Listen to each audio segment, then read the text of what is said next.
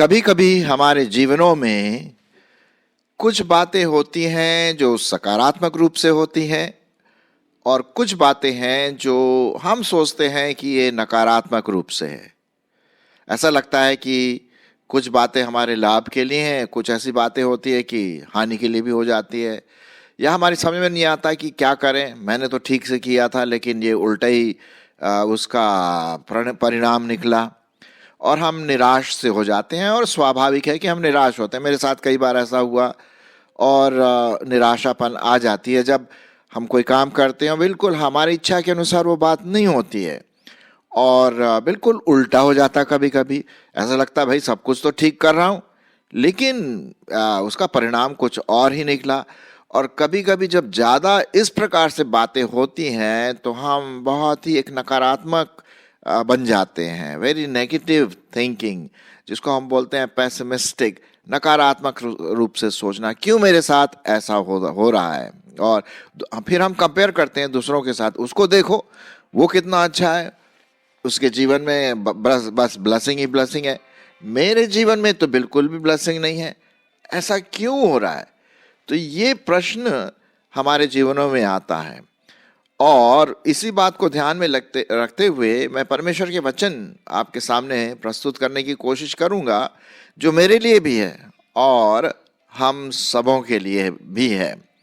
यहाँ पर जो मेरा टाइटल है आज का, कि हर बात, हर चीज, सब काम परमेश्वर की दृष्टि में भलाई को ही उत्पन्न करती है। जी हाँ, सब काम भलाई के लिए। अब जैसे कि आप देख रहे हैं स्लाइड में कई प्रकार के हाथ हैं और पजल है। और वो पजल क्या है? कोशिश कर रहे हैं कि किसी रीति से एक दूसरे से मिला लें। और यदि देखा जाए तो एक्चुअली वो पूरा पजल एक सर्कल है, एक गोला है, लेकिन कभी कभी एक दूसरे के साथ फिट होने में थोड़ा सा मुश्किल हो जाता है।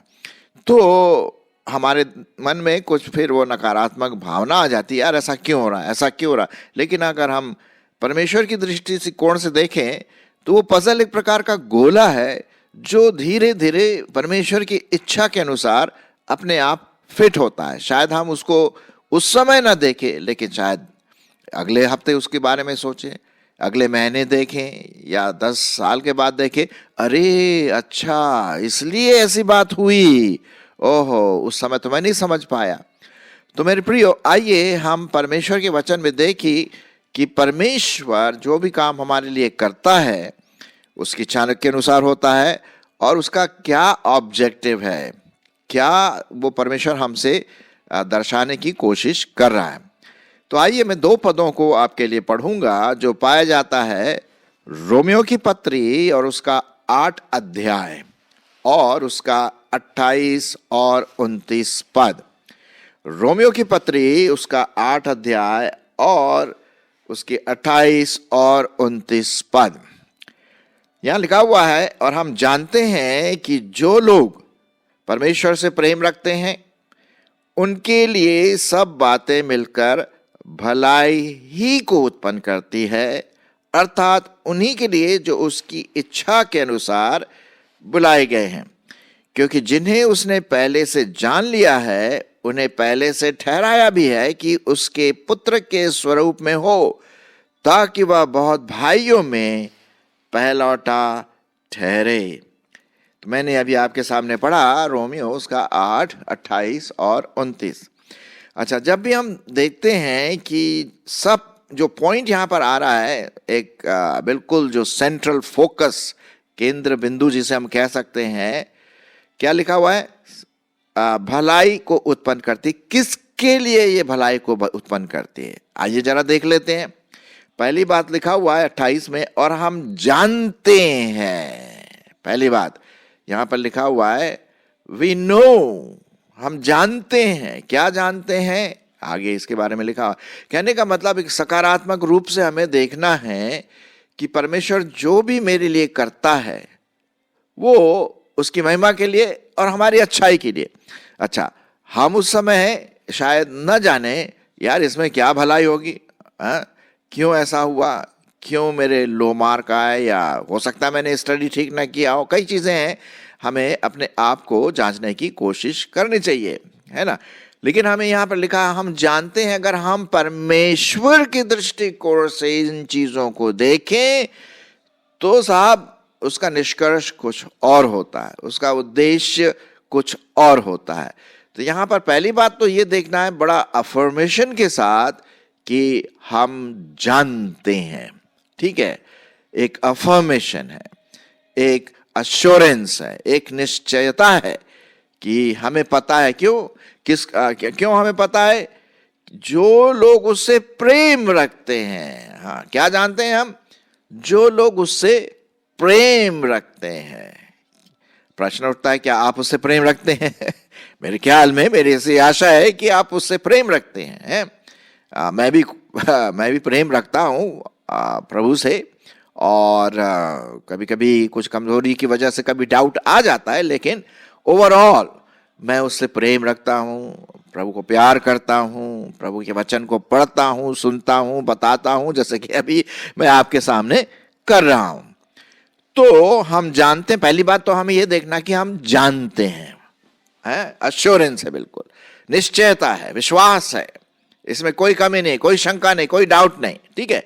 हम जानते हैं कि जो लोग उससे प्रेम रखते हैं, ये बहुत जरूरी है। अगर हम ये देखना है कि जो काम मेरे जीवन में आ रहा, चाहे वो सकारात्मक रूप से उसका निष्कर्ष आ रहा है या नकारात्मक रूप से, वो भलाई के लिए उत्पन्न होगा, लेकिन वही लोगों के लिए जो उससे प्रेम करते हैं, जिन्होंने अपना जीवन उसके हाथ में दिया है, प्रभु के यीशु के हाथ में दिया है, उद्धारकर्ता माना है, प्रभु करके माना है, और उसके वचन से प्रेम करते हैं, उस प्रभु के लोगों से प्रेम करते हैं, परमेश्वर से प्रेम करते हैं, है ना।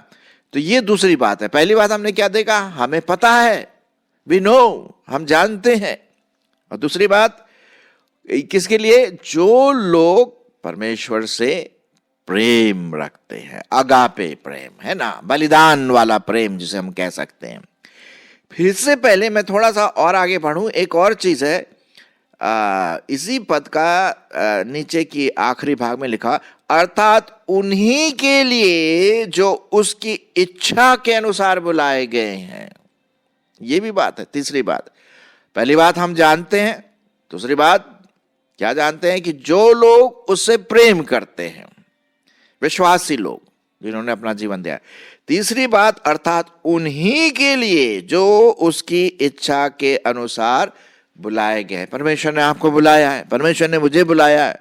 एक जगह पे क्या लिखा हुआ? परमेश्वर का वचन कहता है, तुमने मुझे नहीं चुना, मैंने तुम्हें चुना। कहने का मतलब परमेश्वर जो सनातन है, आदि से अंत तक एक है, और वो जानता था इससे पहले कि मैं प्रभु के पास आऊं, वो जानता था कि ये व्यक्ति, आप प्रभु को प्यार करेंगे, प्रभु के पास आएंगे, अपना जीवन प्रभु को देंगे, तो उसकी इच्छा के अनुसार बुलाए गए हैं। ये तीसरी बात यहां पर है ना। ये उन्हीं के लिए है जो बात यहां पर लिखी है, जो भलाई उत्पन्न करती। किन के लिए लिखा है? पहली बात कि हम इस बात को जानते हैं कि जो उससे प्रेम करते हैं और जो उसकी इच्छा पर बुलाए गए हैं। तो फिर अब बीच में जो लिखा हुआ 28 पद का बीच, उनके लिए सब बातें मिलकर भलाई ही को उत्पन्न करती है। आमीन। किन के लिए भैया? जो ये जानते हैं कि जो लोग प्रभु से प्रेम करते हैं, जो परमेश्वर की इच्छा के अनुसार बुलाए गए हैं, उनके लिए हर बात, एक बात नहीं, सब बातें। अब वो सब बातों में भाई सकारात्मक बातें तो आती आती, अच्छी बातें तो खैर किसको पसंद नहीं, मुझे भी पसंद है, अच्छी बात है, आपको भी अच्छी लगता होगा। अच्छी बातें जब आप जैसा आप प्रयत्न करते हो और अच्छा रिजल्ट आता है, उसका अच्छा परिणाम आता है, अच्छा लगता है। लेकिन कभी कभी जब उल्टा आता है तो थोड़ा सा डिस्करेजमेंट, निराशापन आ सकता है। आता है कि नहीं? मैं जरूर सोच रहा हूं कि आप अपना सिर हिलाकर मेरे साथ बिल्कुल सहमत हो रहे हैं, ठीक है। तो इन सबों के लिए क्या है? सब बातें भलाई ही को उत्पन्न करती है। ये हमें अश्योरेंस है। अब जो विश्वासी हैं, जरूर है कभी कभी निराशा सी आ जाती है, मेरे मेरे जीवन में कई बार निराशा आई, और कभी कभी मैंने परमेश्वर से भी प्रश्न पूछा, प्रभु ऐसा क्यों हो रहा है, बताइए भला, मैं ये सब कर रहा हूँ, वो कर रहा हूँ, सब है, और उतनी आशीष नहीं जितने दूसरे लोगों को इतनी आशीषें मिल रही हैं, उनके हर काम सफल हो रहे हैं, और मैं जो कर रहा हूँ, कर रही हूँ, पता नहीं उसमें उतनी सकारात्मक चीजें नहीं दिखाई दे रही। भाई देखिए, परमेश्वर आपसे प्रेम करता है, आप उससे प्रेम करते हैं, आपको उसकी इच्छा के अनुसार बुलाए गए हैं आप, तो वो अपनी दृष्टिकोण से देख रहा है हर चीज को। मैं अपनी दृष्टिकोण से देखता हूं तो नकारात्मक दिखता है। परमेश्वर जब उसी को चीज को जिसको मैं नकारात्मक दृष्टिकोण से देख रहा हूं, उसको हमेशा सकारात्मक रूप से देखता है। क्यों? क्योंकि वो सर्व ज्ञानी, सर्व सामर्थी, सर्व प्रेमी पिता है। उसे पता है अंत का रिजल्ट क्या है ना। अब उदाहरण ले लीजिए, पुराने नियम से मैं एक उदाहरण लेता हूं आपके लिए, ताकि आप इस बात को समझें।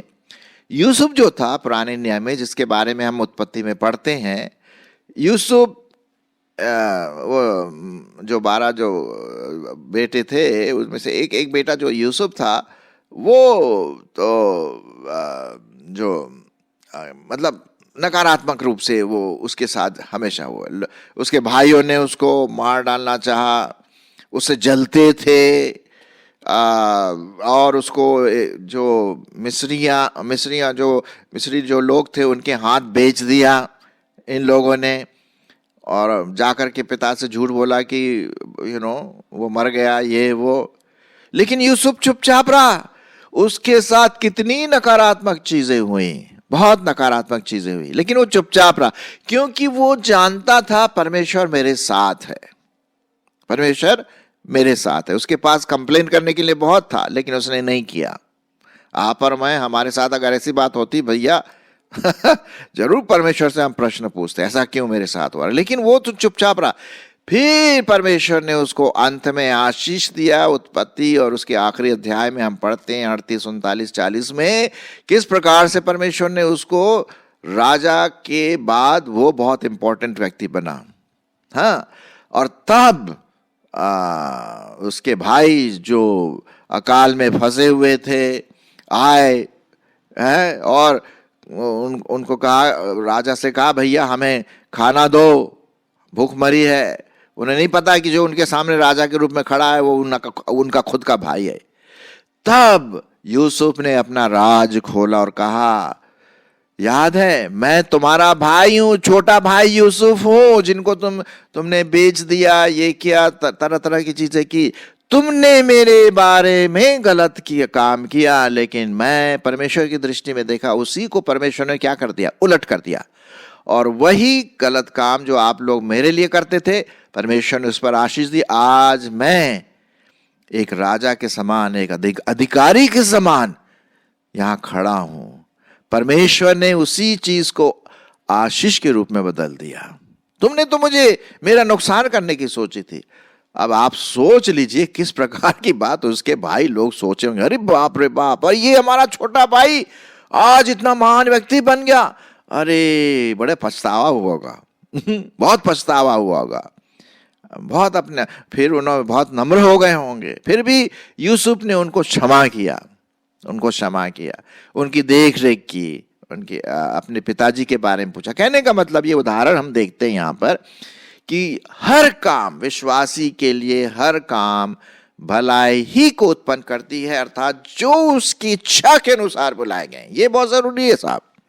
जो उसे प्रेम करते हैं, जिनको ये विश्वास है, जानते हैं कि परमेश्वर हमारे साथ है। ठीक है, अब जरा 29 पद भी देख लेते हैं।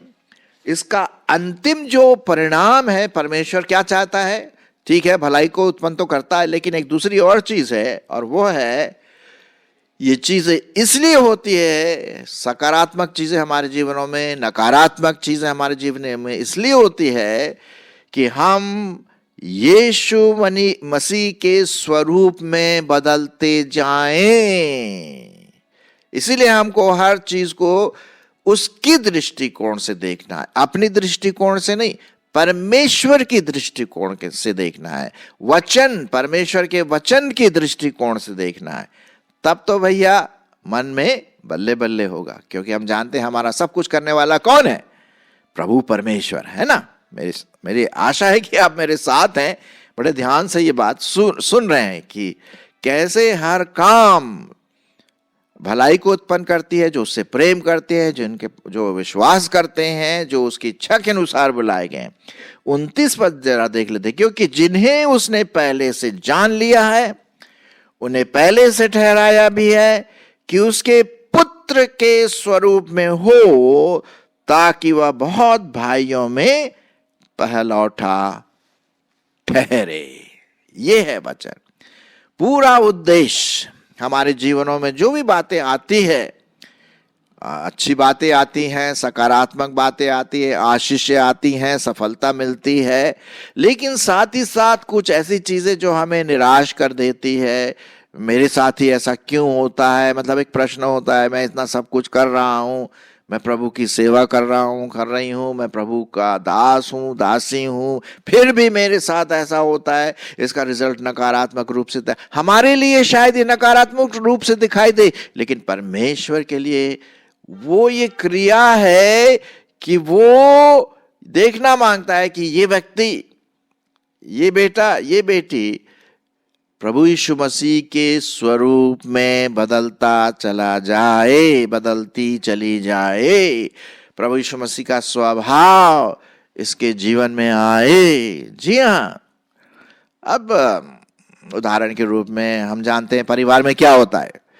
जब परिवार में कभी हम जब गलती करते हैं, है ना, जब आप छोटे होंगे या आपके बच्चे होंगे, हम अपने बच्चों को थोड़ा दंड भी दे देते हैं, नकारात्मक चीजें होती है, डांटते हैं, क्यों? क्योंकि हम चाहते हैं भाई कि वो व्यक्ति, जो बच्चा है, वो अच्छा बने, अपनी गलतियों को माने और फिर ठीक से वो अपने जीवन में सही रूप से चलने लगे, स्टडी करे, प्रभु से प्रेम करे, दूसरों से प्रेम करे, आज्ञा माने, सो ऑन।